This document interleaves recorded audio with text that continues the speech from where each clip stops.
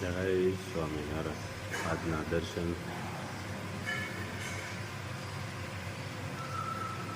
જય ગણપતિ દાદા, જય કષ્ટભંજન દેવ. Good morning Gulabbhai. જય સ્વામિનારાયણ. Good morning. જય સ્વામિનારાયણ. જય શ્રી કૃષ્ણ. બોલો બોલો રાજુભાઈ. હા, હું ચાલુ કર્યું છે હવે? બસ જો આમાં ખડ હોય વધારાનું એ કાઢવાનું ચાલુ કર્યું છે.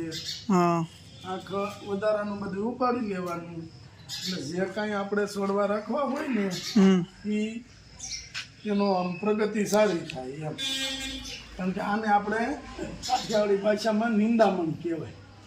આને નીંદવું પડે. આ વધારાનું બધું હોય, આ બધું વધારાનું છે. લૂણી એવું બધું અનેક જાતની વનસ્પતિ આમાં ઉગે. દેશી ખાતર હોય ને એટલે લૂણી ઉગે, તાંજળીઓ ઉગે, બાવળીઓ ઉગે, સીબડું ઉગે, એ બધી ઝીણી ઝીણી વસ્તુ બહુ ઉગી હોય.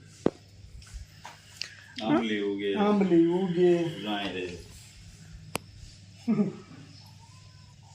બહુ ઝીણી ઝીણી વસ્તુ ઉગે. જો આપણે ટીંડોરી, બારમાસી ટીંડોરી, આમાં મૂલાની ગોળે વરસાદનું પાણી ભળી જાય ને ફફડાટી બોલ્યા જાય. જો બાવળ દેશી. અને ગુલાબભાઈ, હા, હવે આપણે શેમ્પૂના અને હેર ઓઇલના રિવ્યૂ કેવા આવેલા છે? બહુ સરસ રિવ્યુ આવ્યા છે અને બધું આપણે કમ્પ્લીટ થઈ ગયું છે. લાયસન્સ આવી ગયું છે, શેમ્પૂના સ્ટીકર પણ બની ગયા છે. હવે તેલનું કામ ચાલુ છે. હવે તેલનું કામ ચાલુ, એટલે એ ખુશખબરી આજે આપવાની જ હતી. અને બધા લોકો કહે છે કે હેર ઓઇલ ને શેમ્પૂનું નામ શું રાખેલું છે, એવી કોમેન્ટો બધા કરે છે. આપણે શેમ્પૂનું નામ રાખ્યું છે રાજ ગુલાબ આજે નક્કી. અને હવે સ્ટીકર વાળી બોટલ જ આપણે જશે. સ્ટીકર આવી જાય એટલે લગાવવાના ચાલુ. સ્ટીકર બનાવાય આપી દીધા.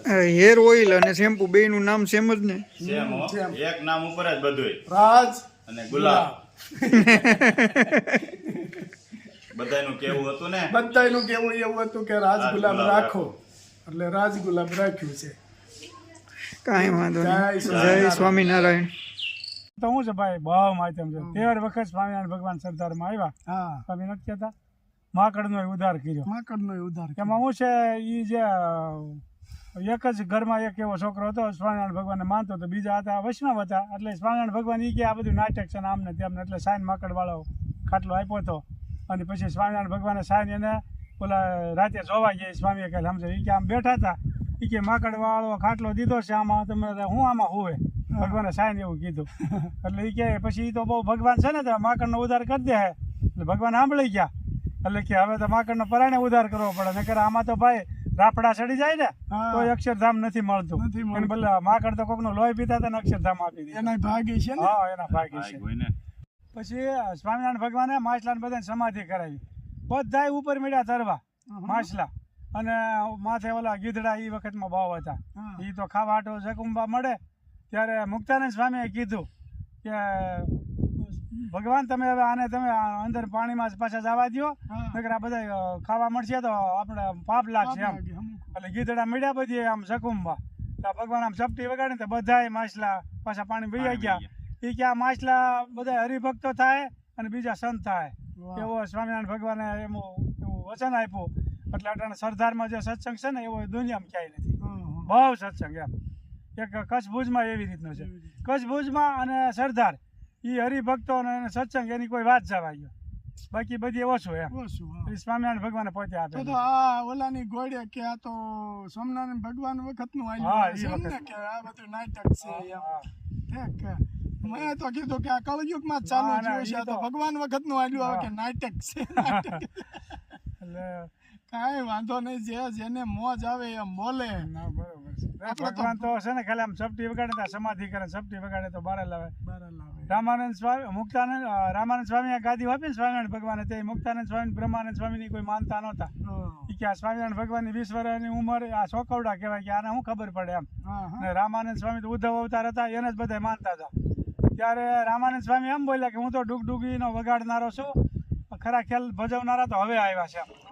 પછી તો એ માનવા તૈયાર નહોતા.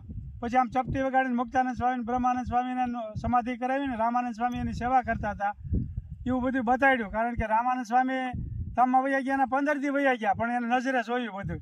એ કહેતા તો સ્વામિનારાયણ ભગવાનની સેવામાં છે.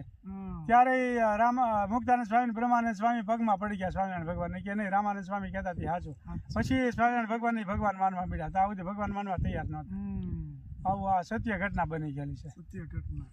જય સ્વામિનારાયણ. વાહ ભાઈ વાહ, અરુણભાઈ આજ સ્વામિનારાયણ ભગવાન વિશેની બહુ સરસ વાત કીધી અને વાડીએ બેઠા બેઠા કીધું એટલે આનંદ થયો. આમ જો ભગવાનને વરસાદ ચાલુ થયો આમ ગરમી જો હાલ્યો. મેં ટ્રેક્ટર આક્યું 8 વીઘામાં આક્યું. વાહ ભાઈ વાહ. જેમ રોડ માથે જાય એમ જવા દીધો. આમાં તો ક્યાંય રોદો લાગે નહીં. મોટું વણ છે ડટાય એમ નતું. તો જાય ધૂળ ઉડાડે. હું છે ગુલાબભાઈ? જો આ હેર ઓઇલની તૈયારી કરી છે અને અત્યારે પલાળવાનું છે. આપણે જે રીતે જે સિસ્ટમથી બનાવીએ છીએ એ રીતે. અને ત્યાં કડવો લીમડો, પછી મહેંદી, આ બધું માપ હોય, કાંટાથી જોગતું જવાનું હોય. બધું કરી કરીને અટકાળા ન દાબી દેવાનું હોય. એ બધું તો ઠીક છે પણ અઠવાડિયામાં 3જી વાર આ રાઉન્ડ લાગી ગયો છે ભાઈ. 3 રાઉન્ડ લાગ્યા. હવે ચાલુ જ રહે કન્ટિન્યુ રાઉન્ડ. જેમ થઈ રહે એમ બનાવી નાખવાનું. તાજે તાજું. તાજે તાજું જેમ થઈ રહે એમ બનાવતું જવાનું. થઈ રહે એમ બનાવી નાખવાનું. હજી આપણે ભાઈ ખૂટ્યું એટલે આપણે બનાવી નાખવાનું. મહેંદી એમને ગુલાબભાઈ? મહેંદીનો વારો આવ્યો હોય. પેલા કડવો લીમડો, હવે મહેંદી, પછી મીઠો લીમડો, પછી મીઠો લીમડો. મીઠો લીમડો એમને? હો મીઠો લીમડો. મીઠો લીમડો. હા ગુલાબભાઈ? લીંબુડીના પાન. સરસ. યુદ્ધના ધોરણે કામ ચાલે છે. યુદ્ધના ધોરણે. હેર ઓઇલનું કામ યુદ્ધના ધોરણે ચાલે છે. જાત મહેનત. જાત મહેનતો આપણે કોઈ પાસે નહીં, આપણે પોતાએ જ કરવાની. સેવાળો એકદમ લીલો ને કૂણો. કૂણો ઘરનો લીમડો. સુગંધ બહુ સારી છે.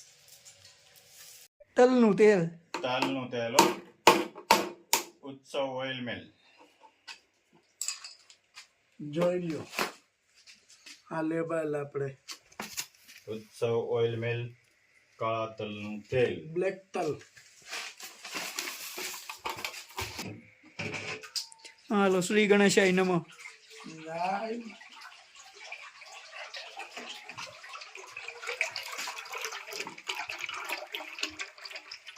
અત્યારે એક પલાળ દેવાનો છે લોટ, પછી કાલે બીજો. બરાબરથી પલાળીને ચાલુ રાખવાનું તમારે.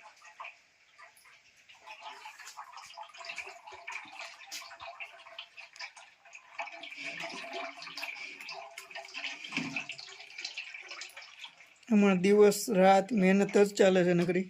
હો જાત મહેનત હો.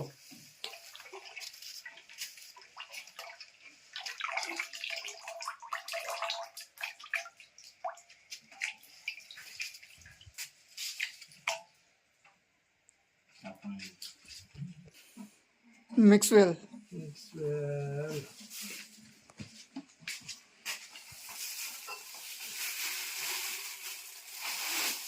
કડવો લીમડો, મીઠો લીમડો અને લીંબુડીના પાન અને કાળા તલનું તેલ.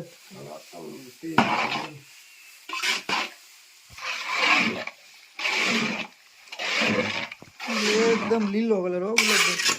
લીલો જ આવે.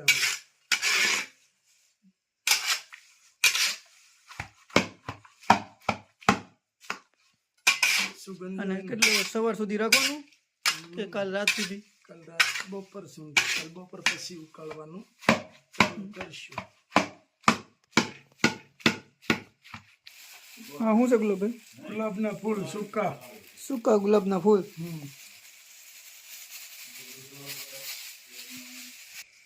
તાજા ગુલાબના ફૂલ. તાજા ગુલાબના ફૂલ. એમાં જાસૂદનું ફૂલ આવી જાય.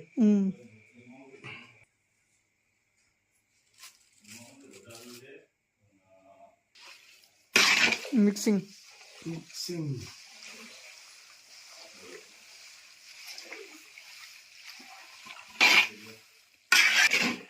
હા ઔષધિ હજી બધી બાકી. ઔષધિ હજી બધી પલાળી છે એ બાકી છે. ખાલી આપણે વનસ્પતિ જે લાવ્યા છે એ વનસ્પતિ જ પલાળે છે. એને જ ખાલી મિક્સ કરી છે એમ ને? એને જ પલાળવાની હોય છે. ઓલી ઔષધિને પલાળવાની નથી હોતી. આ ઔષધિ એક આપણે નાખવાની રહેશે. હા શું શું છે? આ બધી ઔષધિ જ છે.